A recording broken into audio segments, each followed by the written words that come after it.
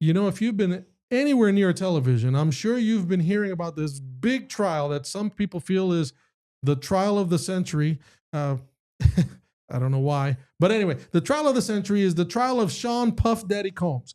And you've heard of how he's being accused of racketeering and sex trafficking, kidnapping. This trial has brought up some interesting things. One point that I want to specifically talk about today is the issue of domestic violence. And so today we're going to talk with a couple of individuals that I go to when I have questions of this sort. We'll talk about it in just a second. Welcome to My Take. Well, it's not my take. It's Miguel Crespo's take. Whatever. For inspiration to go. Welcome to My Take. Pastor Crespo here. My Take is your oasis of inspiration and hope in the desert of negativity and despair. Thank you for being a part of the My Take family and joining the podcast. Today I have an interesting topic that I want to discuss. It's probably not for the young, or maybe it is. I don't know. But it's definitely a sensitive topic. It surrounds the issue of domestic violence. And before I, go any further, let me introduce our guests. We have with us today here on the podcast two friends of mine, Lynee Hamm and Tina Shorey. Now they wear many different hats. They not only are they working in their own professional lives, but they also are of service to the local church in women's ministries, and so they get to delve into women's life issues. So tell me a little bit more about yourselves. I know, Tina, that you're not just doing it as a ministry, but you're doing this also. You're doing this professionally as well. Kind of, yes. I'm a mental health counselor.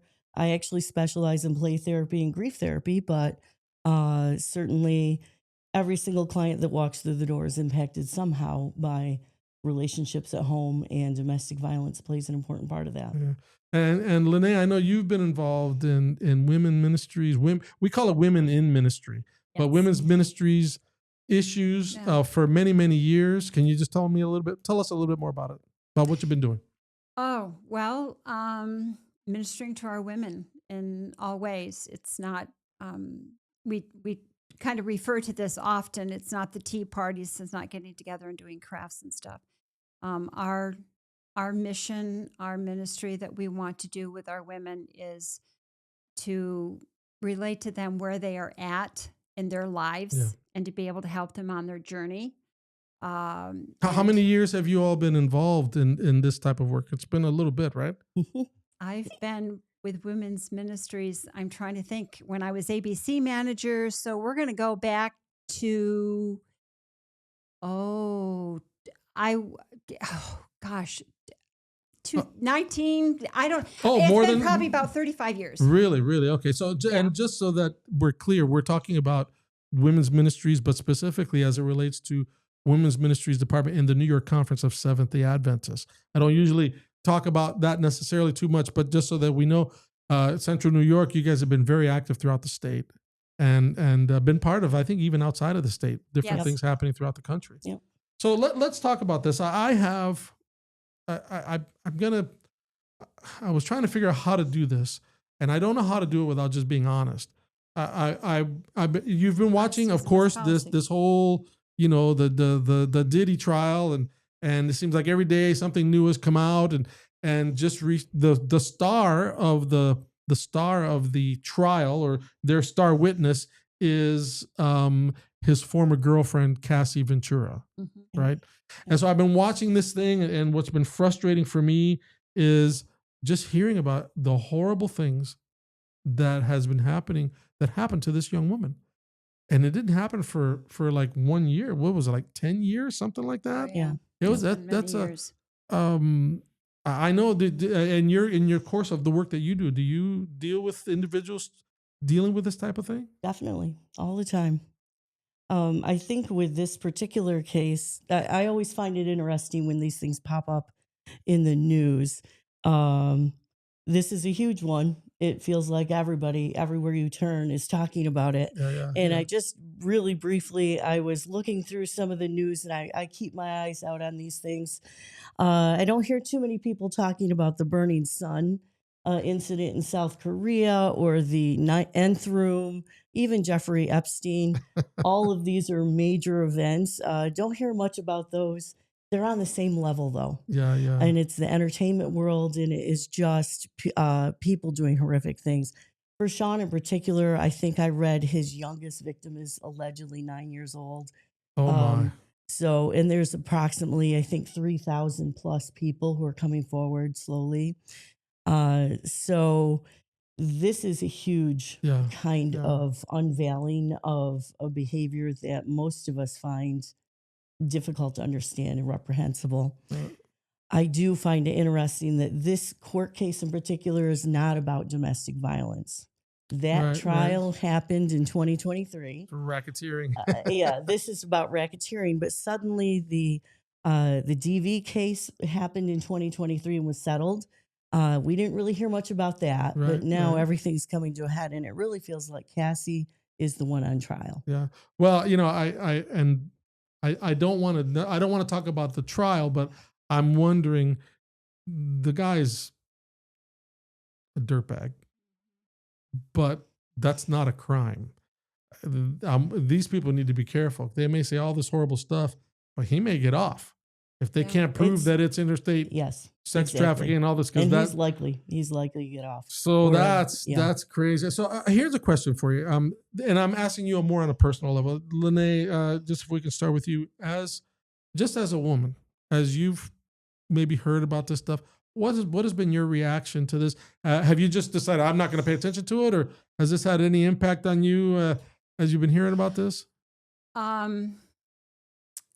Yeah, it like you were just saying. You know what? I've had enough, and to have to deal with that. I mean, it's making big news, but it brings home the fact that it's very close to home. Okay. So, to see that, it's like I have my own world for which I'm dealing with, and friends that have experienced it, friends that are going through it. So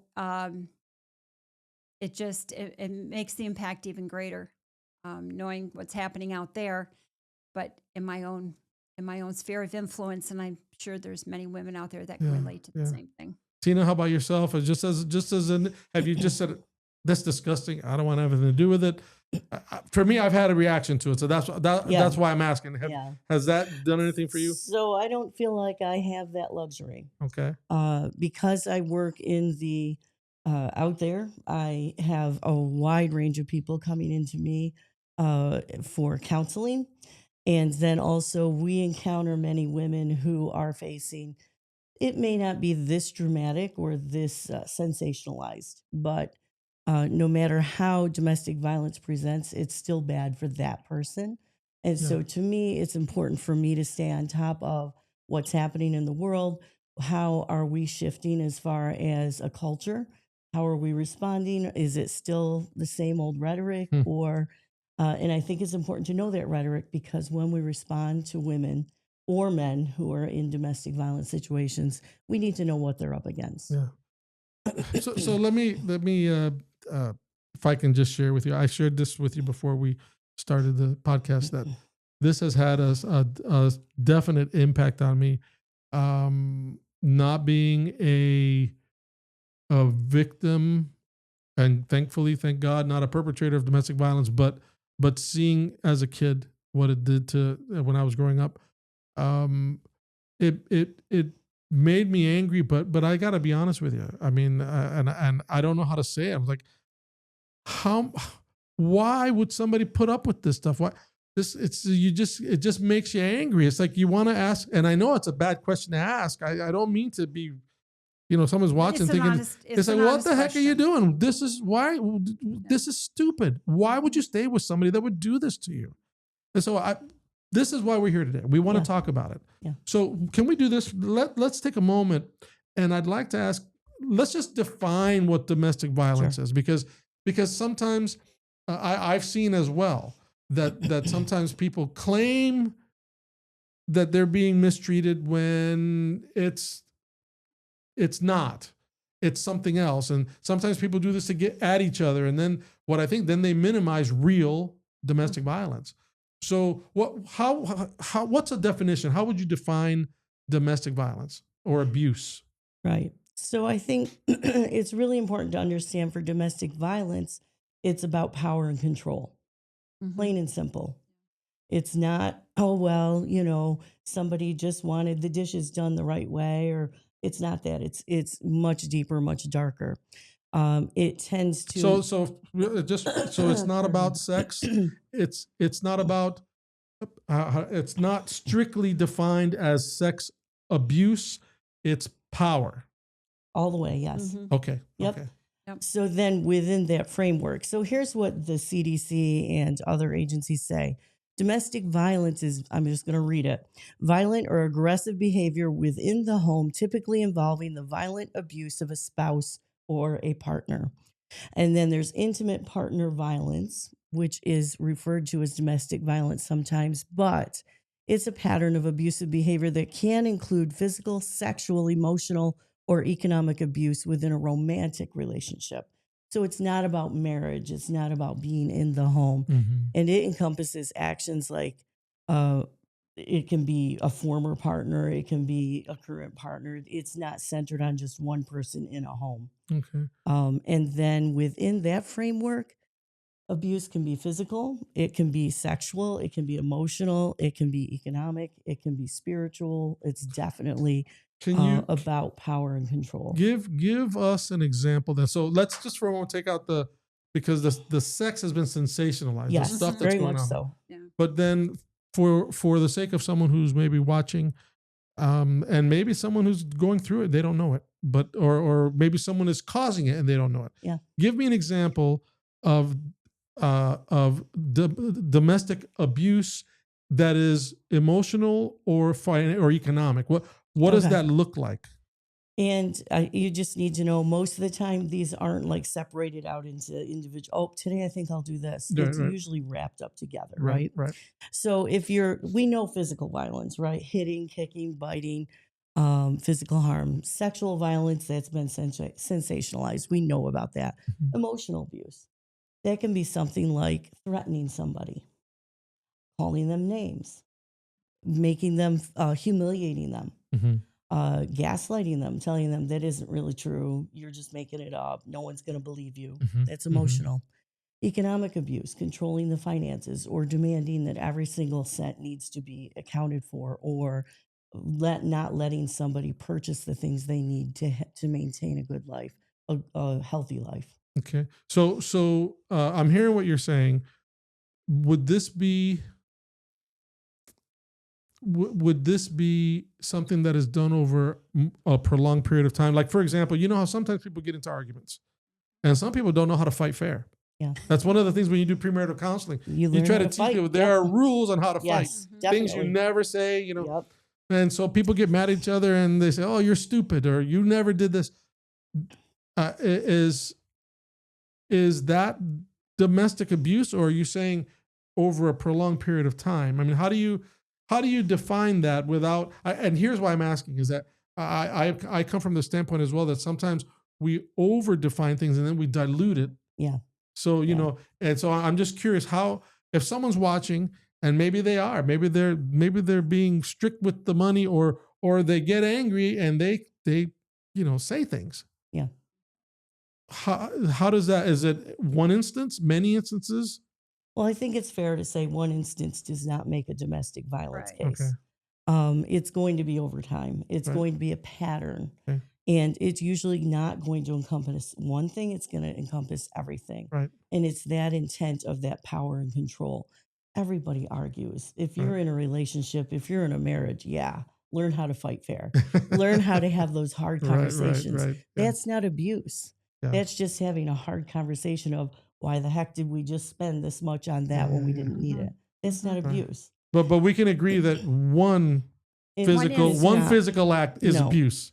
I Right. mean, if you hit them one time, that's over the top. It's a physical abuse. I would be questioning a lot of things. Yeah, Like yeah. if I'm menacing you and you're responding with a, Okay. and physical it's touch complex, that's- Yeah, right? yeah. I think that when we're talking about domestic violence, though, you really need to think about what is the intent. Yeah. And this is about one person, and it does not necessarily have to be a woman or a man to a woman. It could be a woman to a man. Well, I actually I wanted to ask that question about Yeah. that. But let me. So I need to continue with Yeah. this for just a second though, Yeah. because there's a cycle. There's a cycle that you go through for abuse. Okay. So it's not, oh my goodness, we had a fight and we're done. It is typically this kind of, there's a tension buildup, then something happens, then the anger is released in some way. Then there's some kind of reconciliation. Oh my goodness, I didn't mean it. I'll never do it again. And then there's calm for a little bit, and then there's the buildup of attention. You see that over and over and over. And typically, many times that will also escalate each time it cycles. Mhm. So that year after year after year, you didn't start out. Most people I think that you talk to would not say, oh my goodness, that person just really abused me and I want to marry them. I mean, that's just crazy, right?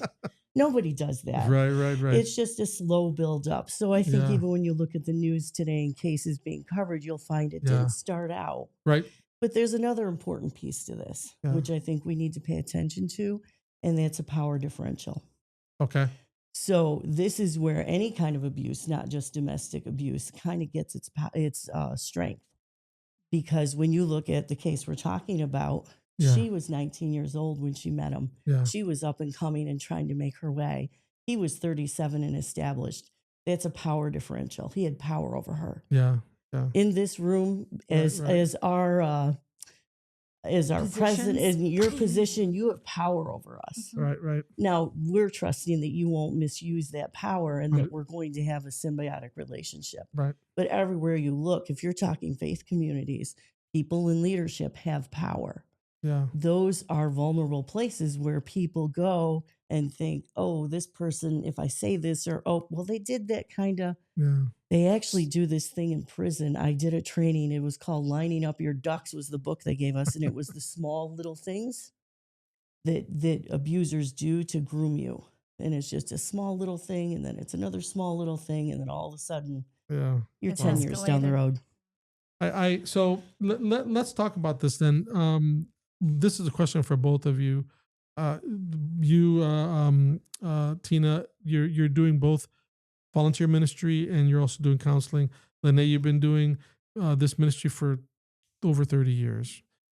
How prevalent is abuse among people? Or in other words, you're dealing with women and you're doing ministry and working with them, but how prevalent is it? And this situation that is super, super on a scale from 1 to 10, it's like a 20 for how heinous and horrible it is. I mean, is this normal, or is this just is this a result of what happens when you have no accountability and tons of money and you can do this? So how are you, do you see this abuse like this on people suffering from abuse on a regular basis? What are the stats? I guess that's what I'm asking. What are you seeing? Well, Tina's the stats girl. But I can't see for myself. I've seen a lot, but I'm not going to say that it's not there. We've been in positions when we've had our seminars or through camp meeting or whatever, and we have like a little jam session that happens afterwards. We're all talking, and before we know it, we become comfortable with each other, and there's things that the women have shared, and it's like, wow, okay, we need to talk about this, and them asking for help, for wisdom. What do I do? How do I handle this kind of a thing? So to be able to develop some kind of a relationship, being able to make ourselves, I'm hoping that as we go through our ministries, and I think we find that Tina and I, myself, are easy to talk to and feel comfortable that if things come up, it could be just one little thing that's been said that's triggered. Right. And it's just like, I think this is a safe place. Right. And again, this is one thing that we have always said whenever we've had our events and things like that, that is always prefaced that please, we want this to be a safe place. Mhm. Not that we're looking for women to spill out their hearts or anything like Right, that. right. That's not it. But you never know what is happening at that time. Right. That what stays here, is said here stays here, Right. and that you can feel safe to share whatever is on your heart. Let me ask you something, Lynee. With respect to people just going through trauma, let's say people go through this. Some people have, some people haven't, some people hide it. In what ways might having this experience impact? I mean, some people have things happen and they just, you just deal with it. Everybody has problems in life, Right. but in what ways have you seen it impact people's lives where you say, okay, you need to deal with this? What are some of the things that people may not even see that they do, or what have you seen? I think for what I have seen, it's something that's been kind of swept under the rug. Don't want to make waves Mm-hmm. for fear of that things could escalate and be worse, not just for themselves, but if their children are involved, and just not knowing what that next step is going to be and how do I deal with that? Where do I go with that? Mm-hmm. And even though you may make suggestions, there's still such a fear of coercion or just that lashback that's Mm-hmm. going to happen. And it may not even just be for themselves. It may be for their children that, okay, my husband's not going to go at me, Yeah. but it could be for my children. And I've had experience where men have been in that place. Mm-hmm. Mm-hmm. So they're the ones that experiencing the domestic violence, if you will, Right. and not knowing, especially for men, I think it's much harder. When should a person get help then? Or is it okay that I'm just dealing with it because it's in the past? It's never dealing with it. Well, But I mean, I know that clinically when we talk about, pardon me, getting help, one, it needs to be something that the individual desires. Mhm. So me telling you go get help, I'm not going to do anything. Right. And it actually kind of feels a little abusive, just a tiny smidgen, maybe like, hey, I'm going to take. The thing with any kind of abuse is it takes power away from the individual. Yeah. So that when I come in on my horse and try to rescue you, I'm still taking your power away. So Yeah, it's yeah. not, I'm well intentioned, but I'm contributing to the abuse. Right. If I right. could go back to the prevalence really quick, pardon me, about 10 million adults in the U.S. experience DV annually. 1 in 4 women, 1 in 9 men. It's important to listen to this. Experience severe sexual or physical violence and or intimate partner. Say that again. stalking. When 1 in 4 Women experience severe, and 1 in 9 men. This is Okay. severe. So it's important. along the lines of what we're seeing in this I'm- trial. Yes.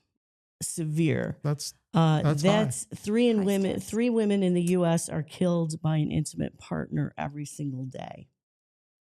So we're not seeing that on the news channels. We're Mercy. not seeing, right? The important thing I want you to note, though, is these numbers are severe. That means if they're severe, there's a hospital visit. Yeah. It's yeah, with yeah. health impact. So there's an ambulance called. There's Yeah. police called. Mhm. What we're not seeing is the ones that don't call the police. Right. The CDC says about 41% of women and 26% of men experience some kind of sexual, physical violence or stalking. 41%. 61 million women, 53 million men have experienced psychological aggression by an intimate partner in their lifetime. So these are huge numbers. There's This a is not- lot of dysfunction out Yeah. there. Yes. Mercy. Then we haven't of course even we know brought how- in Right. and talked It's gonna about our escalate. teenagers Yeah. who also experience teen dating violence. I was going to ask about that as well. Yeah. Yeah. 16 million men and women and 11 million men report they experienced their first DV experience by the time they were age 18. So Mercy. there's it's a complex issue. It is a widespread issue. And actually, if you go down through history, it's not a U.S. problem. It's not Right. it's not another country problem. It's a human problem. Well, I wanted to touch just briefly on that. there are other cultures that, I mean, we would call it domestic violence. Yeah. It's the They would norm. call it Tuesday. Yep. It's just Exactly. Yeah. how do you deal with that here? Because we're a hodgepodge of a lot of different countries and people from other parts of the world. Mhm. So when you do you see that? How do you deal with it? Are the laws different? Do they make exceptions for people from other countries when the police arrive that you know of to let these things just slide? That I don't know. We haven't That's really, interesting. so culture is Yeah. vital. It's really Yeah. important to be respectful of a person's culture. And yes, we have many, many different cultures that we Mhm. interact with. So it's a case by case situation. Again, this is not about us showing up and fixing the problem. Right. This right. is about us coming alongside somebody and saying, we see you, we see what's happening Mhm. within the context of your culture and your experiences. What do you need? How can we support you? So you try to help as best you try to help as best but as here's, you can. I follow this. So there's thing in ethics. I took ethics class some obscure college year ago and came up with universal values. So no matter what, I don't care what culture you live in, what country you came from, there are certain principles that are essential for a just and flourishing society. Yeah. And that transcends culture and geographical boundaries. And it includes respect for human dignity, justice, equality, freedom, and the inherent worth of all individuals. And I stand by that because as a Christian, my God and my scripture supports that view. Amen. Amen. And so no matter how we interact with people who are experiencing domestic violence, that's our approach. Yeah. I think in my practice as a massage therapist, I have experienced from some of my patients. And it's interesting, as a Christian, it's hard to not call upon my God Mhm. and know that He is there for me. And I have found in instances where they have been going through things, knowing that they know that I am a Christian and that I pray a lot, having them say to me, "Would you please pray for me?" Mhm. Mhm. And it's encouraging to me and it's humbling to me to know that in the situation that they are in, that they're asking for me to pray for them. When they could be turning in 10 different directions or not even just keeping their head in the sand and saying, I'm just going to go through this. But to have someone that they know that's praying for them has meant a lot. Now, I know that this is women's issues is something that's very important to you. I know that every year you're getting some type of training, one or another, going to meetings across the country where they talk about different things. So this isn't something that we didn't just pick two ladies up off the street and throw them in the studio. Say, hey, let's talk. You guys can not only see it, you've been trained. You do a lot of trying to help. You try to help a lot of people through it. We were just in Phoenix. It was last year we went. Yep. Right? Early this year. Or earlier this year, where I got my shirt, Restoration, Beauty from Ashes. And it had a lot to do with and that was multiple denominations. Multiple denominations. It was amazing. Well, let me ask a question here, because this is really the meat of why I wanted to talk to you about, because I was frustrated. I've been watching this stuff on the news, and I'd mentioned to you before, I remember my mother, till to this day, I don't even remember how old I was. I know I was in the 10-year-old range. And my mom, I remember my biological father, because that's all he was, he would get drunk and beat her like Mike Tyson fighting in a boxing match. I remember a party where all our family were there in the house, and he got drunk and he's beating on her. Everyone's just watching. Yeah. They're just watching. Yep. Because they're all drunk. And my mom got under the kitchen table. Back then it was those old cheap tables with the metal legs, Yes. And he grabbed the broom handle and he's jabbing her, trying to get her to come out so he can beat her some more. Yeah. And what she looked like the next day, it was like she'd been in a fight with, a pro boxer. But I remember her telling me, she said, as women, we're taught to treat our men like kings. And she said to me, be the type of man that makes a woman want to treat you like a king. And so for me, watching this stuff online is kind of made me angry. But I asked a question. I mean, why? Why would a woman stay? Yeah. So I was hoping that maybe you could help me understand this a little bit, because to me, I find it frustrating. I find it frustrating that someone would allow themselves, and I'm trying to understand it. I mean, as a pastor, I see some of this as well, Mhm. but I'm not thinking clearly with this case, because this guy here, he needs to be taken, covered with honey, and put on an ant pile somewhere. That's Yeah. just, those are the thoughts that go through someone's mind. When you treat a person like an animal, you should be treated like an animal. And pray for me, because God is not finished with me yet, obviously. But so why can you talk a little bit about as to, why would someone be in that type of situation and then not think, okay, I need to run away as fast as possible? What are Yeah. some of the factors that lead to that? I think there's that hope that there's going to be a change. Okay. I think that for me, anyways, I've experienced that I know that they didn't really mean to do it. That's not who they are. And I'm not just talking about women who are experiencing this. I'm talking about men also. Yeah. That love their wife so very, very much. And they're just hoping and praying, just knowing when she's good, she's good. Yeah. And that there's going to be that change. But there's also, fear comes into play. If I step away, where does that lead me? Where am I going? And can I provide for myself? And there's just so many factors that play into that. Yeah. Things that just there's just a lot. The fear, the coercion. There's a huge list. I mean, there's it is as complex as each individual situation. Mhm. But I find this interesting. It takes, for those women who choose to leave, it takes about 7 times of leaving before it actually sticks. Okay. And then even when they do, the first 18 to 20 months are the most dangerous for them, because their abuser is more likely to escalate, and that's where you see more of the homicide behavior or the stalking behavior. So it's incredibly dangerous to leave. There's a 75% increase in violence when the woman decides to leave. So there's fear. In your situation, your mom would have had trouble finding a place to go. Where would she go?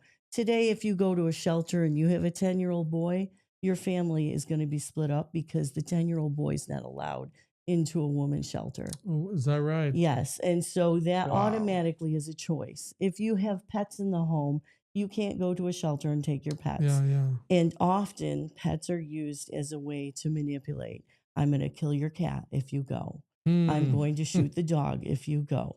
Abuse is evil. Yeah. And it comes out in very evil ways. But what else? We have a system that does not support women leaving the home and crying foul on abuse. It might be when the police are called, they're saying, well, what'd you do to irritate them? You just need to get along. Or I know of cases where the abuser's been driven back home to the family home that's trashed and the doors are ripped off, and they're told, just get along. Or they drop them off at the end of the street and say, just don't go there tonight. Let her cool down. Yeah. And she's not the one that was angry. So we have obviously problems with the responses. Protecting kids. There's trauma bonding. There's shame. It's incredibly shameful to think, oh my goodness, I'm being beaten and life is happening and my husband is doing these things and he's going around and telling people, oh, well, she did this, she did that. And then the society tends to go, oh yeah, that's pretty bad.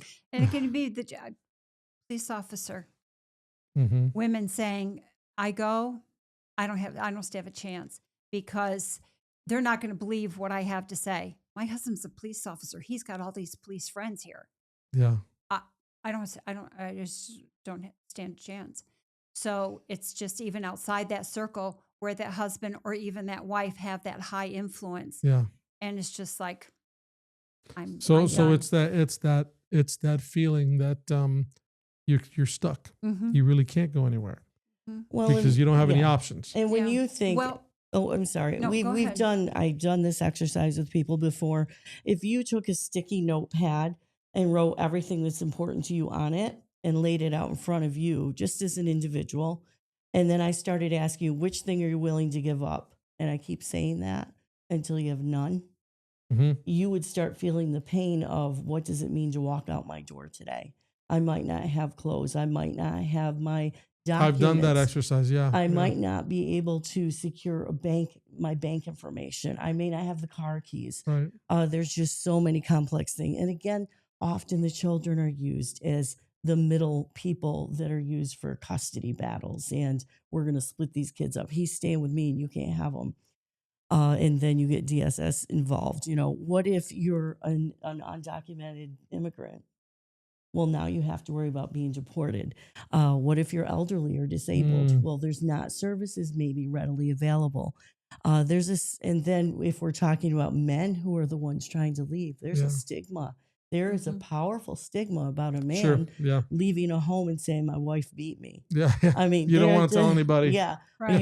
the shame attached to that is Yeah, is yeah. massive, Yeah, and a lot you of think someone will people, make fun of you. yeah, and a lot of people just hold out hope. Yeah. It's just, I just got Things to are gonna keep loving. I change. just got to keep. And then our finally thing is faith communities often inadvertently encourage people to stay and just work it out. And we're going to pray over you. And I'm a believer in prayer, right, but right. there's a time for you to run. Well, I'm hoping we can talk about that before we're Yeah. done here. I think that's important. There is such thing as there's such thing as spiritual abuse Yeah, Mhm. definitely. and guilt tripping people. Well, I and- think too, there's that part that plays that I'm a Christian and this doesn't happen in homes, and I am certainly not going to share it with my church family. yeah, yeah. They're going to think, "Wow, what's going on here?" And so, Right. because I'm a Christian and I just have this so-called Christian home, none of this should take place because Right. I have God. But Right. Well, it's just- I wanted to ask the question. What are the statistics between domestic violence and abuse outside of Christianity, Mhm. and how does that compare with what may happen in Christianity, in Christian homes? Say here in the U.S. Yeah. Stats are So very close. the unfortunately. interesting thing that people don't want to hear is that religion, the church, is not a protective factor. The rates for abuse within the faith community are identical and sometimes a little higher than they are out in the quote unquote world. That is And those are Staggering, isn't those it? are those are statistics Scary. That from is- studies, not me just Yeah. pulling numbers out of that my head. is I don't even know what to say about that. Yeah. That- Mind-boggling, yeah, isn't it? Yeah. Yeah. that's not. It's sobering. Yeah, And we could be depressed about that. sure. We could be down about that. I don't view it that way. I refuse to view it that way. Yeah, It's a call to action. right. Because if I'm claiming to be in a faith community and I've got that relationship Sure. with God, how am I different because of it? Right. What am I going to do with this energy or this knowledge? I think we have to be clear, and maybe we get so busy trying to teach doctrines Mhm. that we don't tell people how God expects us to live. Yeah. But the idea that you don't put your hands on each other that way. I had one professor say to me that there's in the days of the Bible, women really didn't have a whole lot of rights, and so they had as much value in some circles as a good pack mule, or I hate to say it that way, but Yep. they were more commodities rather than people. Yeah. But I had this professor say to me, the gospel is the story of restoration. And if you don't believe that women have a position that, equal to a man, then you don't believe in restoration. God took the rib out of Adam and made Eve, and not, you've heard, I'm sure, in sermons, he didn't take the big toe or the heel. He didn't take a piece of the skull because of what the symbolism. He took a rib, Yeah. which is supposed to be side by side, a helpmate, someone suitable, a suitable partner. Well, Yeah. I think there's the misnomer that as a Christian, no one has a problem. And I think we have done an injustice to our fellow believers by thinking because you are a Christian, and because you believe in God and all of those things, that there's no problems. Yeah. That we're not human. Satan is working on you, whether you are a non-believer or a believer. Right. He's there. And I think we have done an injustice that we have not. Well, I think it's a bad terminology, but we have overlooked the fact that we need to put forth the efforts to provide our churches to be safe places. Right. We have been the ostrich that has stuck the head in the sand and saying that can't happen, not here in our church, Right. not in our. And to be able to be a safe place that someone can come and say, I am being abused. I am going through domestic violence. I am being whatever it may be, whether you're a father, a mother, a man, a woman, a child, whatever it may be. There is no judging that takes place. We are not to judge. That's not our call. Our call is to love one another and support one another and to acknowledge that. And we have done such an injustice in being that way, thinking that we can't do that. And people are going to think, oh, what kind of a person is she after all? Yeah. What has she done that has brought this on? What has he done that's brought this on? And we can't do that. Our adversary is at work in our homes. And if they can get a father or a mother or a child, they didn't just get that immediate family. They have gotten the aunts and the uncles and the grandparents and the whole thing, the whole picture that's there. Yeah. It's not just one or two people. Right. And Satan is at work. God is coming, and he is all full blown out to destroy the family unit.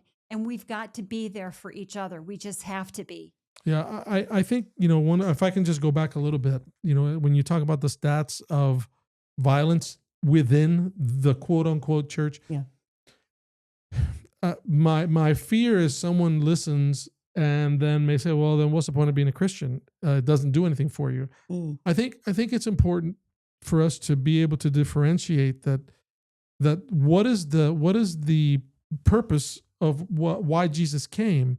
It's to bring peace. It's to allow us to get to know him, to have a better life, not just here, but of course, when he returns. Anybody within the church who calls themselves a Christian and is putting their hands on someone sexually, emotionally, whatever, they're not Christian in their heart, because the problem is not the gospel. Right. The problem is the person. Yeah. And we need to be able to separate that. There are people who are in the church, but the church is not in them. But someone who really is saved by grace, someone who recognizes their own condition before God and they're broken, that God knows everything about me and he loves me, then they tend to be more charitable with other people. And then whatever problems and issues, you need to work through that. And that sometimes it doesn't go away. Sometimes some of these things I think can be genetic, because you can be predisposed to temper and everything else. And so I work at the company that hires me to work every day is a drug and alcohol rehab facility. And one of the things I know from my experience is everyone who's using drugs, they're not there because they wanted to have a good time and party with Diddy. That's not what they're doing there. Most people are using drugs and alcohol because they're trying to kill pain. Yeah. They're trying not to have their past catch up with them. And when I say past, I mean back to your 10-year-old. When our children witness abuse, it impacts them emotionally. Yeah. It impacts them psychologically. And so people are longing for hope. People are longing for a way out. And on our own, all of us choose things that are dysfunctional. And where I see hope within a faith community, within the church, is that is the place where I can experience grace. Amen. And that is the place where I can read stories about my God showing up in spite of everything and saying, I still see you. Yeah. I have your name carved on my hand. I'm not going to forget you. I'm here for you. Because ultimately what we're all longing for is attachment. It's the root of everything. In my way of viewing things, is attachment. We long to be connected. Yeah. And when we don't have those connections, healthy connections, then we do some crazy things, to get that feeling, make that feeling go away. I was just thinking of the story in the Bible when the woman was set up, caught in adultery, brought before Jesus. Yeah. And she was, I mean, as bad as a lot of women were in that day, they treated her even worse. She was an object to be set up to set Jesus up. Yeah. And she's guilty. What she was guilty in her part, but God didn't come to condemn her. Yep. He said, nope, I got you. Just go forward and be better. And we Live need a to better be life. those Go and sin people no more. Exactly. that are reflecting Exactly. Yeah. that. You know, I think where Tina was talking about, you know, God is this and God is that, and people who have that relationship. I know I've asked those questions too. It's like, God, where are you? Mm-hmm, mm-hmm. And he created us. He couldn't be here. So he created us to have relationships. Mm-hmm. And I just think of my own sphere of influence, my groupies, if you will, that I know if there was anything, whether I was in the wrong or I was in the right and whatever, these friends are going to be there for me. They've got my back. Yeah. Are they going to agree with everything? No, they're not. Right. They're going to call me out Yeah. if I need to be called out. If they're real friends. Exactly. So we need each other to be able to have those Yeah, relationships. yeah. God made that for us to happen. That's right. Well, let's do this. Let's do this. I want to ask a question and give both of you an opportunity. So someone's watching and they're listening. There was something that I asked a question about the reasons why people stay, and you both were sharing some of the things, circumstances you think about. What am I going to do? Where am I going to go? What are people going to say? And maybe they'll change. You know, all that stuff. But I don't want to leave someone hopeless, saying, "Well, it just is what it is." So I want to give each of you an opportunity. We'll start with you, Tina. Talk to. Well, we're going to do two things. We're going to talk to someone who's potentially suffering from some form of domestic abuse, and you talked about all the different forms. What would you say? What could you say that's encouraging to them? I'll give you both an opportunity, but then I'm going to ask you to speak to someone who knows someone who is struggling with this. Yeah. What can they do? So let's start with someone who's directly dealing with that type of abuse, Tina. All right. I thank you for the courage, for sharing, for having the courage to come forward. I believe you. Abuse is never okay. You're not to blame for the abuse. There's no shame attached to you for that abuse. You're not alone. Help is available. You've been living hard things, and it's taken great courage to come forward. You are enough, and you are worthy of freedom. Okay. All right. Lynee, what would you like to say to someone who's dealing with these things? I have nothing else to say. No, she said it all. Those are Again, I believe you. I see you. I hear you. I'm here to support you. I'm here to walk along the journey with you. You don't have to do it alone. And it's extremely important to know that somebody is on your side. Again, it's not saying I'm going to condone everything that you're doing, but I'm going to be there for you. Mm. So at 2:00 in the morning, when you're struggling, I'll be there. And I have personally walked that journey, unfortunately, but it turned out to be a real blessing in many, many ways. And to be able to know that I was found to be trustworthy enough and loving and consistent to be there. Thank you, Jesus. Okay, direct question. I haven't heard either of you say this, so I'm assuming you're saying that if a person is the subject of abuse, that leaving is not an option. Neither of you have said. Neither of you have said that. So you got to tell them that they can. Okay, They have to stay. No way. Well, help me out. I was waiting. Sorry. I was waiting for somebody. You didn't read between the lines? No, I want it black and white. Black and white. No. So, I mean, that's the help is available. That piece is there's help.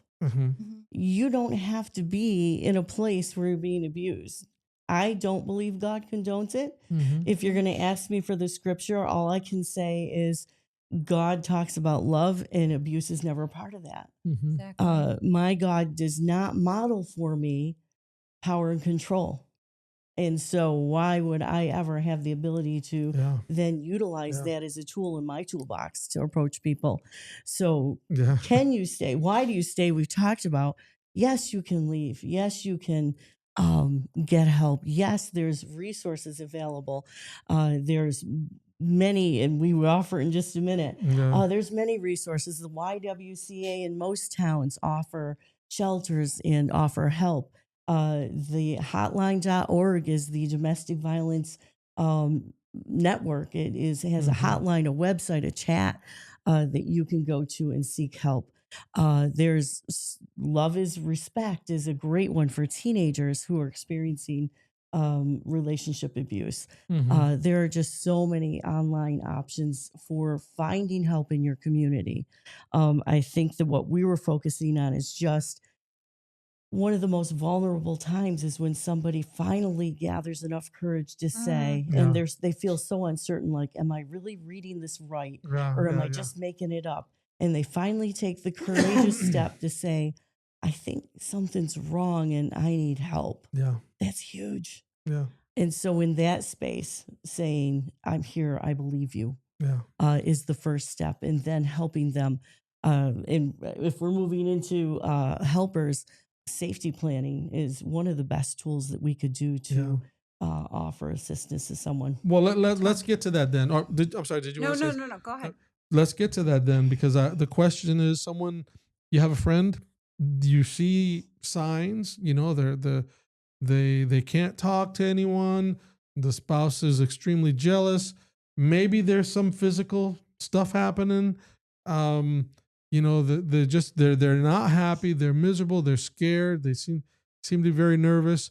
You sense that there's something, and they finally have maybe told you, he's a nice person, but sometimes he loses his temper, or she. What would you say to that person? We'll start with you, Lynee. What would you say to that person? What should they do? What should they be doing? Finding a safe place that's trustworthy. There's 800 lines. There's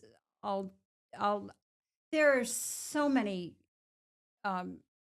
avenues for which they can plug into. But there's some that not want to take advantage of it or don't feel safe to do that. And so I guess I feel very blessed. I know that I have safe places that I can go. And not everybody is capable of doing that or feels confident to do that. But I'd be first to open my home and saying, let's, at least for the night, come, okay? And we're going to talk. We're going to figure things out. And it's not what I have to say, but to be able to offer whatever words of hope, whatever services that are out there. These are decisions that you need to make. Where are you at? What is the first step that you think you might be able to do? And just working alongside them. So I get, again, not dictating what I have to say. Yeah. So that's key. Your response is not what I expected, but I see the wisdom in what you're saying. Rather than telling the person, oh, listen, you need to get out. You need to kill this guy. You need to do this. You need to do that. You're saying you want to be a safe place for them, but you don't want to tell them what to do because you're exercising power of your own You're over taking them. away agency for them. Okay, that's a different response than I would have expected. So, is there anything else you want to add to that? A couple things. Really, I think the number one thing for anyone who is a helper, leave your opinion at the door, leave your biases, maybe learn about your biases. Do not ask them, why do you stay? Sorry. That's all right. That's the last question you should be asking. Sorry. Screaming at home alone if you need to with a supportive person. Gotcha. Offer support, encouragement. I just cannot emphasize enough confidentiality. even though you're not in a professional relationship, we're not dealing with something easy and light. This has the potential of resulting in the murder of somebody Mm, in its extreme. It's not something to be trifled with. yeah. Safety planning. Let's just talk really quick about that. If you can do nothing else, you can introduce the concept of safety planning to that individual. And there's plenty of places online where you can go and look up specific ones. But basically, that is saying, hey, do you have a set of keys to your car somewhere else? Is the title to your car somewhere safe? How about your birth certificate, your kid's birth certificate, your passports, Right. all your documents? Do you have cash saved up? If not, are you able to? Can I help you be a safe space where you could maybe store some of those things? A kind of go bag kind of thing. Yeah. Yeah. What are you going to do if that person comes home and they're drunk and they start doing what they did last time? Where could you go? Mhm. And it might just mean where's the table, where's the safe space in your house that Right. you could go. So it's more about being intentional and thinking what's going to happen and then how are you going to respond to be as safe as possible. Okay. And then slowly working them and connecting them with the resources. The domesticshelters.org, wonderful site where you can type in your Mhm. zip code and it will help you find out where are the shelters. If Yeah. you contact them, a lot of times abusers are tracking the phone numbers, the internet, Yeah. stuff like Yeah. that. There's usually kill switches on everything so that you can just get out of there and it's safe. But maybe as a helper, you have to be that person who's calling, Right. or you're Right. the person saying, okay, I'll hold this for you, but you can contact me. And Right. since they think we're friends and we've always been friends, Yeah. but just be aware that abusers typically will isolate. Right. Most importantly is this: as a helper, you can't want something more than the individual. You just can't. That's the hardest thing. And it is really, really hard because Mhm. when you care, what you want to do is run in and just rescue. We can't. And so it is really important as a Yeah. carer to do self-care. You get educated. You take care of yourself. You give yourself time to notice the good things in your world. You give yourself the space to engage with your family and to get good sleep and to eat good meals and to engage in your spiritual practices. Because if you notice yourself not engaging in those things, then you're becoming Mm-hmm. you sucked Mhm. into that system and it is going to disable you. And Yeah. all of a sudden, you're going to be battling with depression, anxiety, and major mental Right. health Right. concerns. And if you feel like you are sliding that way, reach out for help. Sure. Counseling is freely available.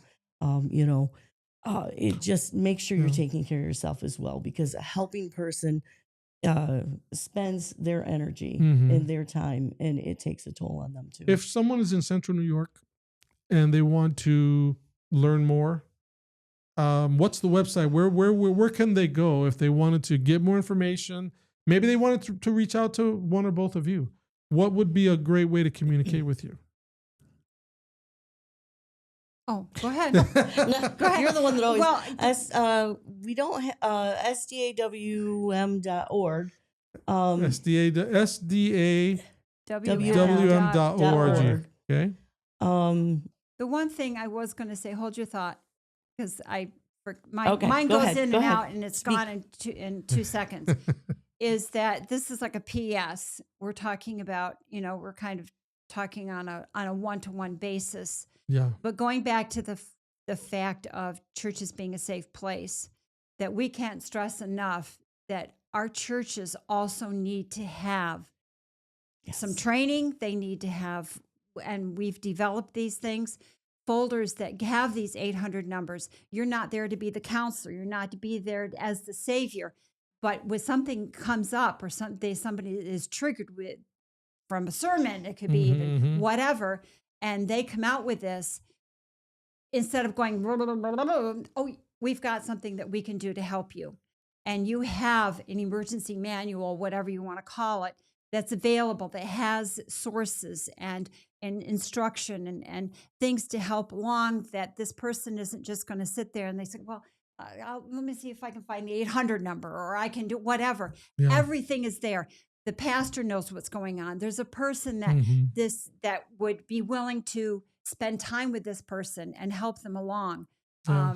So that's like Be a good ministry little for the church to be PS, involved exactly. in. Definitely, Yeah. definitely. So And okay. yes. Well, Oh, go ahead. No, So- I think that, oh no, you Okay. made me forget. This is normal Well, for us. SDAWM.org. If you want to get more information, you want to get some resources, you want to communicate with either Tina or Lynee, again, just to have a conversation, to learn more. Maybe you need to talk to someone, or maybe you need help talking to someone.